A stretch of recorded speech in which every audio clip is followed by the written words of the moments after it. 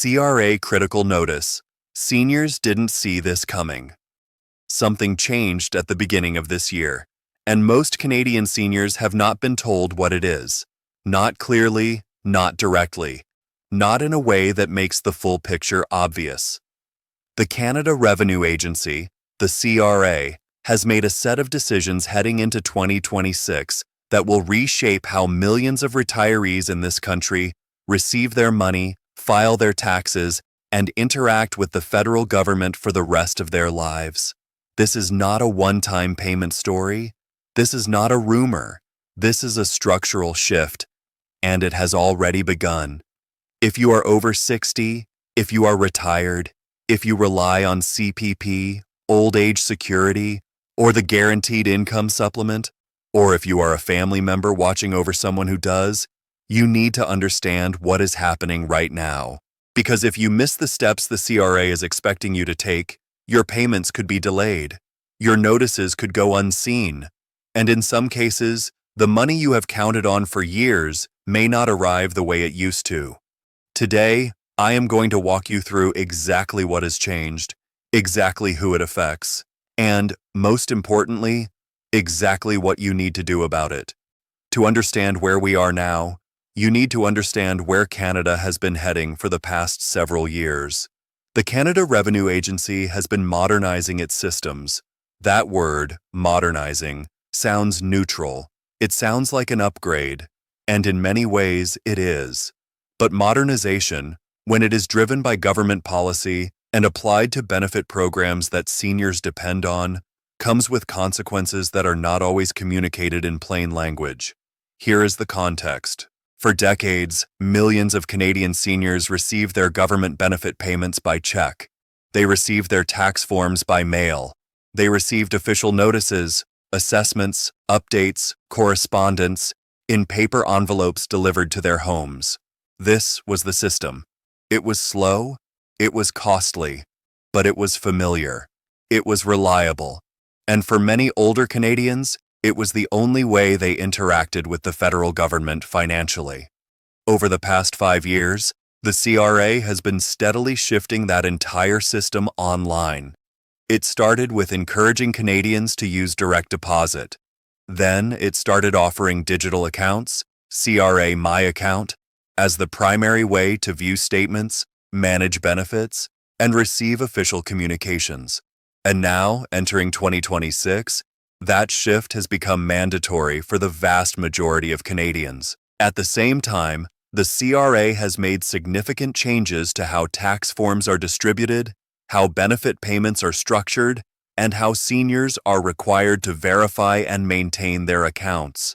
These changes are happening against a backdrop of rising inflation, increasing pressure on federal pension programs, and a demographic reality that Canada can no longer ignore. The population of seniors in this country is growing faster than at any point in our history, and the cost of sustaining those pension systems is rising with it. This is not a political story. This is a policy story, and the details matter. Let me be specific. There are several distinct changes that are affecting Canadian seniors right now in 2026, and I want to break each one down clearly. Change number 1. The end of automatic paper tax kits. For years, the CRA mailed a complete tax return package to Canadian households every single year. It arrived in your mailbox, and you filled it out, and you mailed it back, or you took it to an accountant. That practice has now ended. Beginning January 20th, 2026, the CRA will no longer automatically mail tax return packages. If you want a paper kit, you must request one yourself, by phone, or by downloading it online. And here is what makes this particularly important for seniors. The default paper package that is available no longer includes several key schedules. Schedule 3, which covers capital gains and losses. Schedule 6, the Canada Workers Benefit. Schedule 9, donations and gifts. Schedule 12, the multi-generational home renovation tax credit. If you need any of these schedules and you are filing on paper, you must request them separately. If you do not know you need them, you may miss them entirely.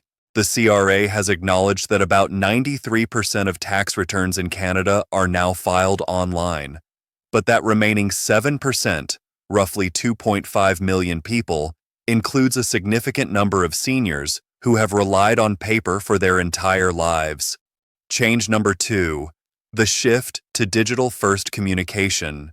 The CRA is moving toward a system in which official notices, including tax assessments, benefit updates, and account alerts, are delivered electronically rather than by mail. The government's stated position is that a notice is considered legally delivered once it is posted to your online CRA account, regardless of whether you have logged in to read it. This means that if you do not have an active CRA My account, or if you do not check it regularly, you could miss communications that are legally considered received. For seniors who do not have reliable internet access, or who are not comfortable navigating online portals, this represents a serious gap. Change number 3, direct deposit is now expected, not optional. The CRA is strongly pushing, and in many cases requiring, direct deposit for all benefit payments. This includes CPP, OAS, GST, HST credits, and tax refunds. If your banking information with the CRA is outdated, incomplete, or missing entirely, your payments may not arrive on time. They may not arrive at all until the issue is resolved. For seniors who have moved, changed banks, or whose financial details have not been updated in years, this is a critical blind spot. Change number 4, CPP contribution ceilings are increasing. The CRA has confirmed that the maximum pensionable earnings under the Canada Pension Plan for 2026 will be $74,600, up from $71,300 in 2025. The second earnings ceiling, which applies to additional CPP contributions under the expanded CPP program, known as CPP2, is set at $85,000 for 2026, up from $81,200. This means that working Canadians, including those who are still working in partial or part-time retirement, will see higher mandatory CPP contributions taken from their pay. For self-employed Canadians, this is particularly significant because they pay both the employee and employer portions. These increases are not optional. They are built into the system. Change number 5. OAS payments are increasing, but so are clawback thresholds. Old age security payments have increased by 0.3% for the January to March 2026 quarter, reflecting a total increase of approximately 2% over the past year. The maximum monthly OAS for seniors aged 65 to 74 is now approximately $742.31. For seniors aged 75 and over, who received a permanent 10% increase in 2022, the maximum is approximately $816.54. On the surface, this sounds positive, and it is for most seniors. But the OAS recovery tax, commonly called the clawback, is a mechanism that many seniors do not fully understand, and it is becoming more consequential. Here is how it works. If your net world income exceeds a certain threshold, the CRA begins reducing your OAS payments by 15 cents for every dollar above that threshold. For the July 2026 to June 2027 period, that threshold is set at $93,454 based on your 2025 net world income. And here is what catches many seniors off guard. OAS income itself is included in the calculation that determines whether you exceed that threshold. RRIF withdrawals, which become mandatory at age 71, are included. Rental income is included. Capital gains are included. For a senior with a net income of $105,000, that means an excess of $11,546 above the threshold. At 15 cents on the dollar, that translates to a recovery tax of approximately $1,731 per year, or roughly $144 per month deducted directly from their OAS before it reaches their bank account. If your income is near that line, even modest changes, a small investment gain, a larger RRIF withdrawal, can push you into the clawback zone without warning. Now let me be clear about who this touches. If you are a senior age 65 or older who receives old age security, You are affected by the digital transition and the payment changes. If you are a low-income senior who also receives the Guaranteed Income Supplement, which provides additional monthly support on top of OAS, you are in a particularly vulnerable position. GIS eligibility is tied to your annual tax filing. If you miss a filing deadline, or if your income information is not up to date, GIS payments can be suspended. And GIS, for many seniors in this country, is not supplementary income. It is survival income. If you are a near retiree, someone in their late 50s or early 60s planning for retirement in the next 5 to 10 years, the changes to CPP contribution ceilings and the expanded CPP program directly affect how much you will contribute and, eventually, how much you will receive. If you are a working Canadian who is still earning income in retirement, whether part-time, through consulting, or through investments, the increased CPP contribution thresholds and the OAS clawback mechanics are directly relevant to your financial planning. If you live in a rural or remote area with limited internet access, the shift to digital-first communication poses a real access problem that the government has acknowledged but has not yet fully resolved. And if you are a family member, a child, a spouse, a caregiver, who helps manage the financial affairs of an older Canadian, you now carry a greater responsibility to ensure that CRA accounts are active, banking details are current, and deadlines are not missed. Let me put this into real numbers so you can see what is actually at stake. Consider a 70-year-old Canadian retiree living in Ontario.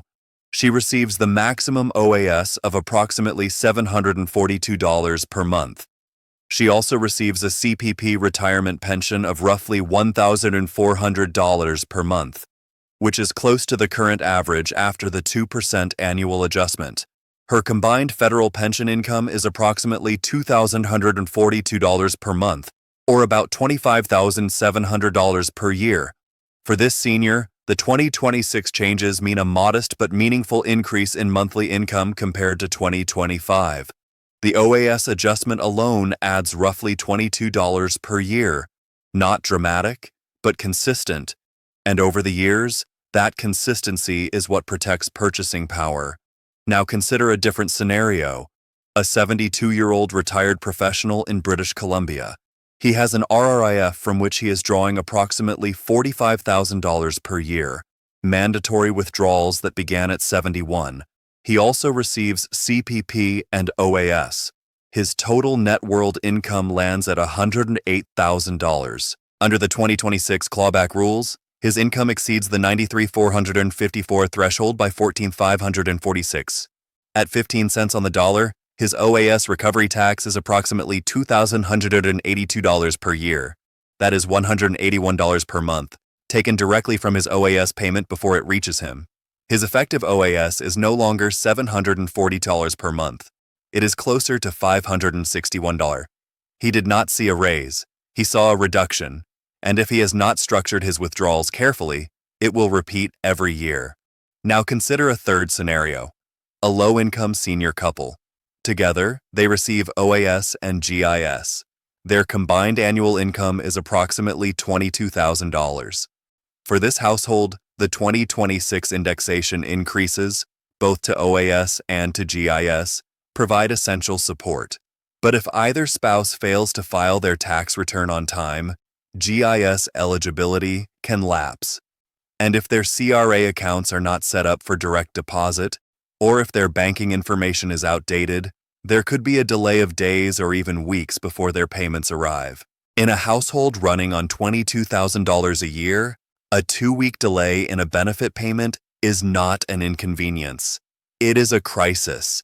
It is worth stepping back and asking why the government is making these changes now. The answer is not complicated, but it requires honesty about the fiscal reality facing Canada. The federal government spends billions of dollars each year administering pension and benefit programs. Paper checks, printed tax kits, mailed correspondence, each of these has a cost. Processing errors in paper-based systems lead to delays, duplicates, and corrections that consume time and public money. Digital systems are faster, cheaper to maintain, and, at least in theory, more secure. They reduce the risk of check theft, lost mail, and processing backlogs. The CRA has framed this transition as a modernization effort, and on those terms, it is defensible. But there is a broader fiscal pressure at work as well. Canada's population is aging. The number of seniors receiving OAS and CPP is growing, and it will continue to grow for decades. The cost of sustaining these programs, particularly OAS, which is funded from general tax revenue rather than dedicated contributions, is a long-term budgetary challenge that successive governments have had to address. The CPP Enhancement Program, the expansion that began in 2019 and raised contribution rates from 4.95% to 5.95%, was designed, in part, to ensure that future generations of retirees would have higher benefits without placing an unsustainable burden on the system. The higher contribution ceilings for 2026 are part of that ongoing adjustment, and the OAS Clawback, the recovery tax, is a mechanism that ensures higher-income seniors contribute a portion of their OAS back to the system. It is not a new concept, but as investment returns, RIF withdrawals, and real estate values have risen, more seniors are finding themselves inside the clawback zone than in previous decades. None of this is inherently punitive, but the cumulative effect, higher contributions, a digital system that demands active participation, and a clawback threshold that catches more people each year, does place a greater burden on the individual to stay informed and to act proactively.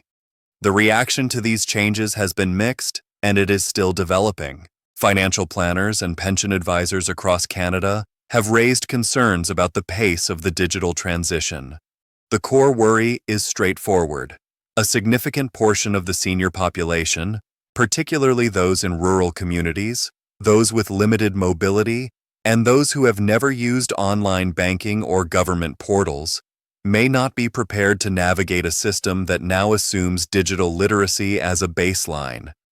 Advocacy groups representing Canadian seniors have pointed out that the shift to digital-first communication places the burden of compliance squarely on individuals who may have the least access to the tools required to comply. Service Canada offices and CRA phone lines remain available, but wait times and access in remote areas remain a persistent concern. On the other side, economists and policy analysts have noted that the modernization is, in the long run, necessary. The administrative costs of paper-based systems are real, and the efficiency gains from digital delivery are significant. The 2% annual indexation applied to CPP and OAS is a sign that the government is attempting to keep benefits aligned with inflation, which, after the cost of living pressures of the past 3 years, is not a trivial commitment. The OAS clawback, meanwhile, remains one of the most debated features of Canada's retirement income system. Critics argue that it creates a hidden marginal tax rate, effectively 15%, on income for seniors, and that it penalizes retirees for saving responsibly during their working years. Supporters counter that it is a targeted mechanism to ensure that the wealthiest seniors do not receive a benefit that was designed to support those with limited income. What is clear is that this is not a finished conversation. The way Canada delivers and manages senior benefits is evolving, and the decisions being made in 2026 will set the direction for years to come. Now, the most important part of this conversation. What can you actually do, right now, to protect yourself? First, set up or verify your CRA My account. If you do not have one, create one.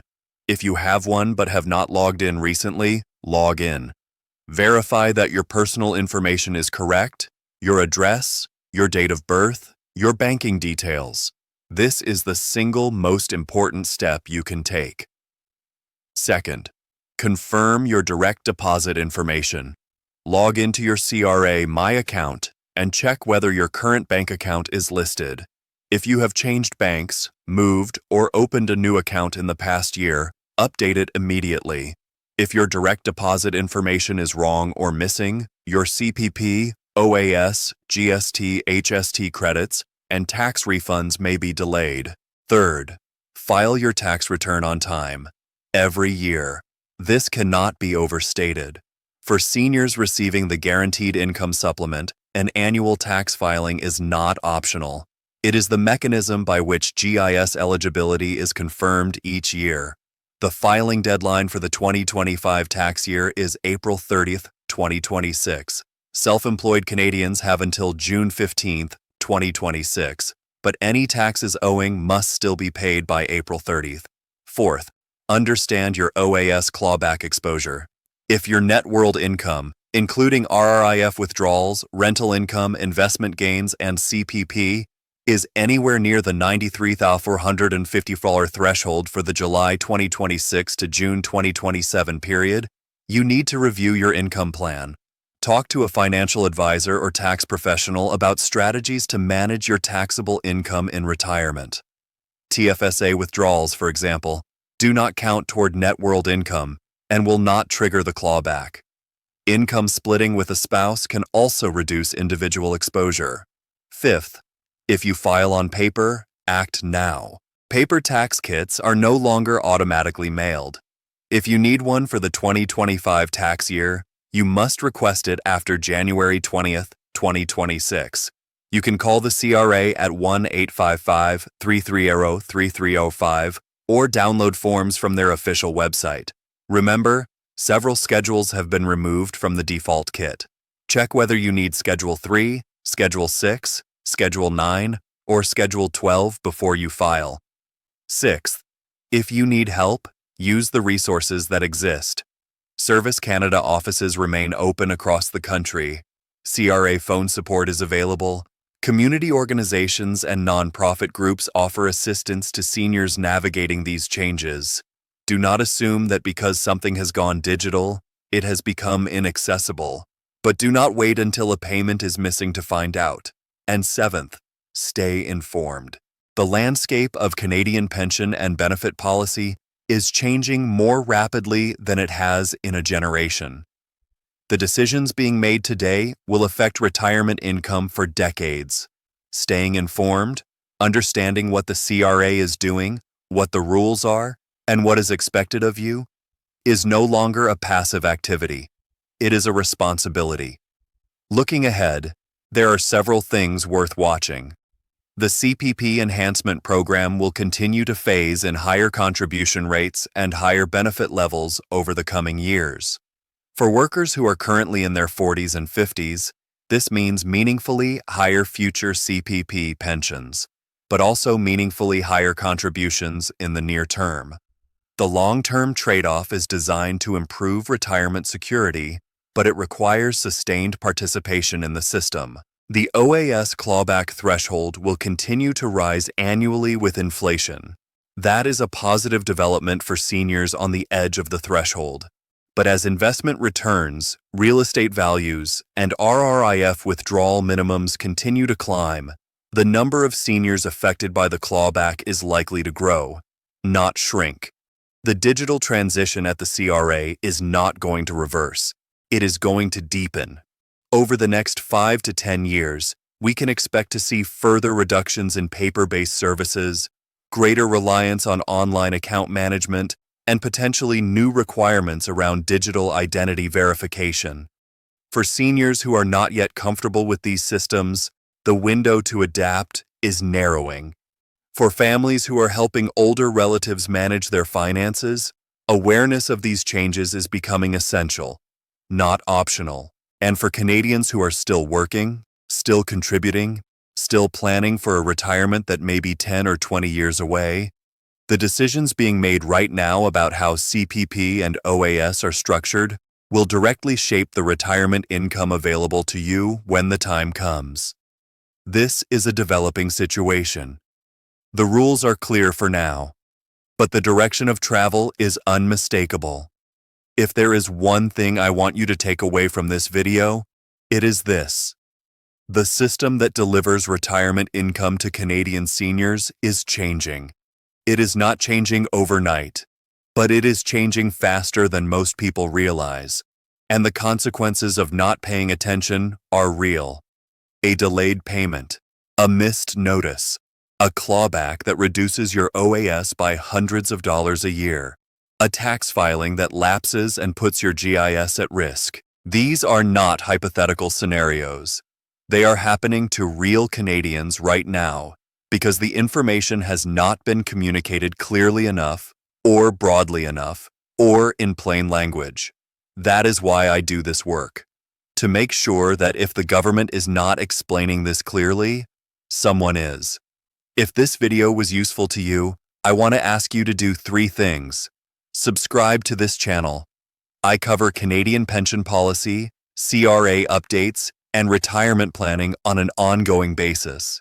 If you are a senior, a near retiree, or someone planning for the future, this is the kind of information you need access to regularly, not just once. Share this video. Send it to a parent. Send it to a sibling. Send it to anyone in your life who is over 60 and who may not be aware of what has changed at the CRA this year. It may be the most useful thing you send them in 2026. And if you have questions about your OAS, your CPP, the clawback, the digital transition, or anything else we discussed today, leave them in the comments below. I read everyone, and I will address as many as I can in future videos. This is not the end of this story. It is the beginning. Stay informed, stay prepared, and stay watching.